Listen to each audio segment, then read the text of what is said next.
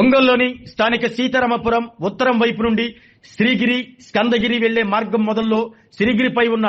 జేసీ గృహానికి కూతవేటు దూరంలో ఉన్న శ్రీ వరసిద్ధి వినాయక స్వామి దేవస్థానంలో శుక్రవారం వేకువజామున దొంగల పడి సుమారు 1.5 లక్షల రూపాయలు దోచుకున్నారు. అక్కడికి దగ్గరలో ఉన్న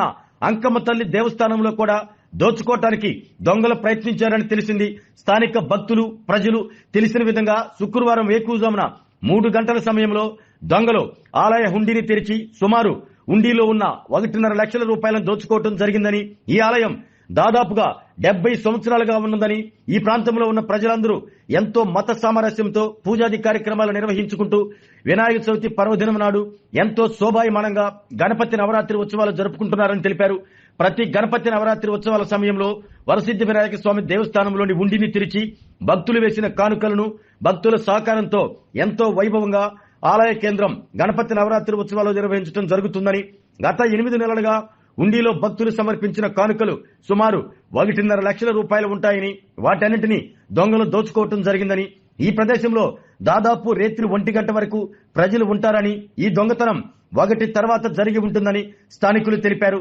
సీతారాంపురం పరిధిలోని సీసీ కెమెరాలు లేకపోవటం మరియు పోలీస్ గస్తీ తక్కువగా ఉండటం వల్ల